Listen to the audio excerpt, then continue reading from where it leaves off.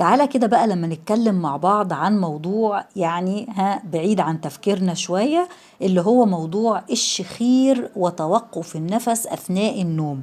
انت عارف الشخير ده بيبقى سببه ايه؟ سببه ان بيبقى فيه نسيج موجود في المجرى بتاع التنفس. مجرى التنفس مفروض ان الهواء بيمشي من فتحات الأنف، منه للحلق، منه للقصبة الهوائية، منه للرئتين.